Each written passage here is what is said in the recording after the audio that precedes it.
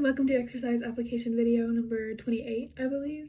Today I want to talk about protein and dietary protein specifically, because you can't neglect this when you're talking about adaptations to resistance training. So I've been talking about hypertrophy and how exercise increases that, and well, that's true. And so today I just finished a leg day, and so while I was working my legs, I was putting those stresses, which my mechanoreceptors in my muscles say, hey, like, something's going on. And then mTOR is activated by phosphatidases, I believe. Let me make sure I'm saying that right. Phosphatidic acid and Reb. But another thing that we want to do is put our body in an anabolic state. So when we're in a catabolic state, we're breaking tissue down. So that's not beneficial for hypertrophy, right?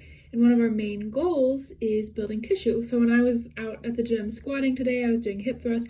My goal is to gain mass because the more mass I have, the more muscle, the more sarcomeres, thus greater force capability production. Overall goal of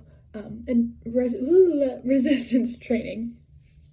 But we see these peaks in the body between catabolic and anabolic states over time, and specifically dealing with our nitrogen balance, right?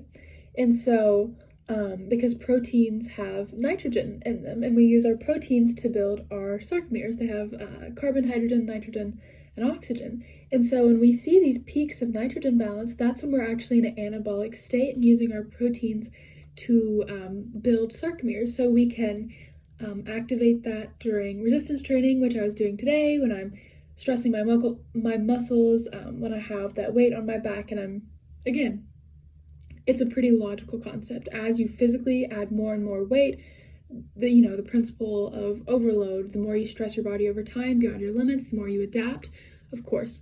But additionally, when you eat dietary protein, you're contributing to that nitrogen balance, which is going to help you get that peak. In nutrition, we've talked about they recommend 0.8 grams per kilograms of body weight, but obviously that might be more for individuals who are powerlifting, so for myself, I'm not going to call myself a powerlifter, but I probably should be eating more than 0.8 grams because I lift weights 3 to 4 times a week, right? So I'm engaging in frequent resistance training activities, and thus to build my muscles as effectively as I could to match the activities I'm doing, again, stressing my muscles, my bones, activating mechanoreceptors, mTOR.